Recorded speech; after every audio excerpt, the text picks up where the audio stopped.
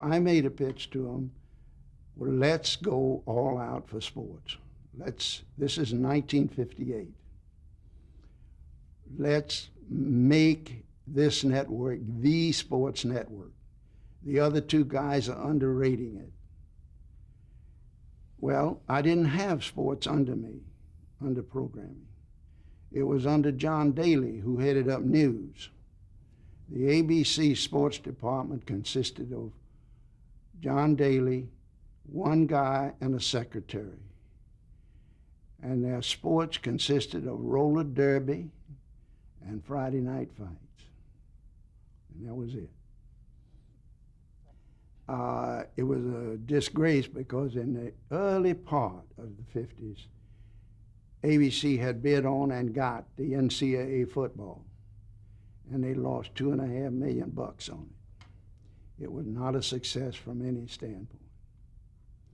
Well, they called John Daly in and said, John, what about this? Will you listen to it? He listened to it.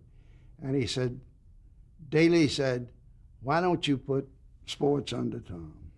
I don't think I can do it. I don't want to do it. And Leonard Golan said, Tom, you got sports.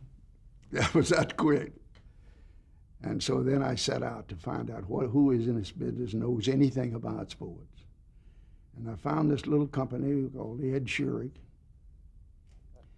And it had one feature, and that was Big Ten basketball. And that was regional. He had a production contract for the St. Louis Cardinals with Jack Buck. Even at that time, Jack Buck was calling that, and he had Falstaff Beer, who sponsored it entirely, and that's all. So I said, "Well, you're losing your shirt in this business. You're not making any money. Why don't you come to work for me?" And so Ed, being pretty sharp, and I understand you knew him, he came back to me and he says, I've got 3 employees. I've got great production guys. We know what we're doing. And with ABC, we could do extremely well. I want to sell you my company. And I said, what do you got to sell? You know, we went into Cy Siegel, and he laid out a plan. He wanted $500,000 in stock of ABC for his company. And it was a little tough to give him that, but after wrestling around quite a bit, we bought his company. And so we had a meeting with the employees. It was Ed Shurik and a guy named Rue Knowledge. Rue Knowledge was producing the basketball, and on his own was producing a show with Jerry Lewis. But that was 1960 when I met him. The problems were that sports events cost money, and ABC was still not doing all that well. But the amount of risks in buying the rights to sports events was ever present. And like everything else in this business, you need to get a break, and we got a break. That break was that David Sarnoff ordered his program department to kick boxing off the air. We did not know that, but we got a call from Lou Maxon advertising agency in Pittsburgh. One of his accounts was Gillette. And they said they wanted to talk about sports to ABC in a major policy way. Ed Shurik and I went over to visit, and of all things, Lou Maxon had the chairman of Gillette, the head of advertising for Gillette, and so on in the room. The old Park Lane Hotel over on Park Avenue where Chase Manhattan is now. And Lou just said, well, we might as well lay it on the line with you. We have had a meeting with David Sarnoff, and he has refused us the right to renew boxing for selling razors and accessories, and we consider it, boxing, as the backbone of our marketing campaign.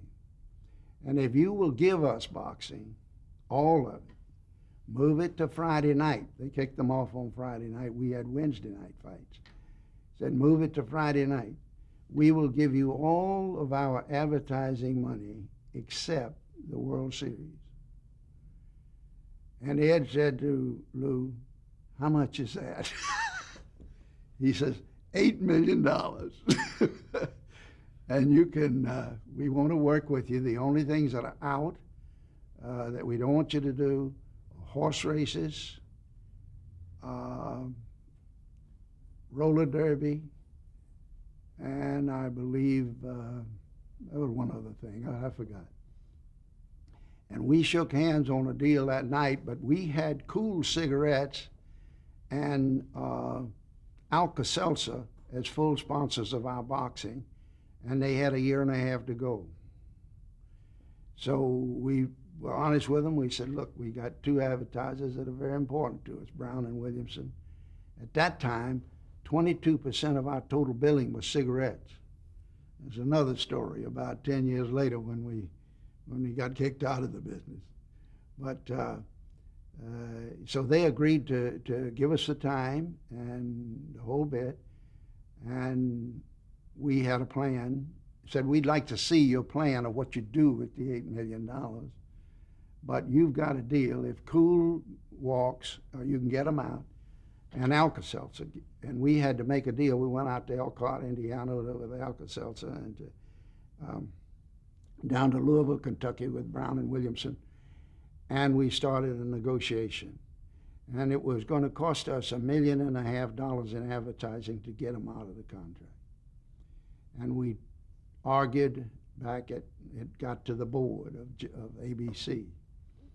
And Ed and I did the first pitch before the board of itself. And they said, go. Give them the advertising, let's go. And we took the $8 million, and that is the start of the American Football League. We started it.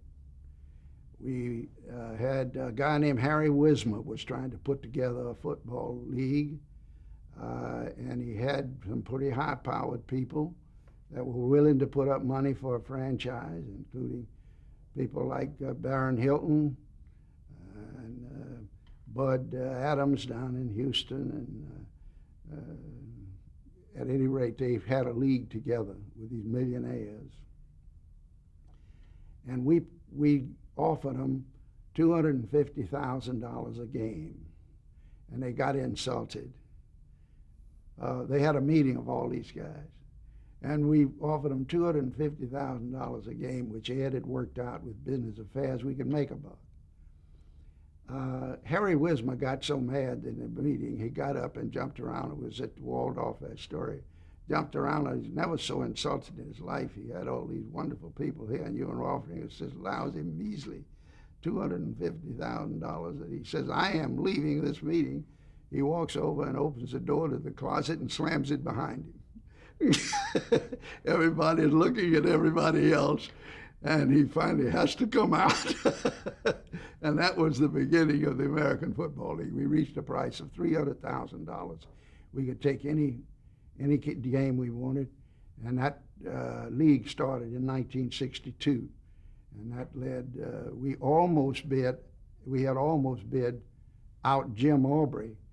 CBS had the NFL, and we almost outbid them with $26 million to take over that, and we were $2 million short. He bid $28 million. Always felt that he knew what my bid was, that I had a leak somewhere, but he told me in later years that he didn't. It was just a coincidence. He took the number of teams, which were then 14, and gave $2 million apiece.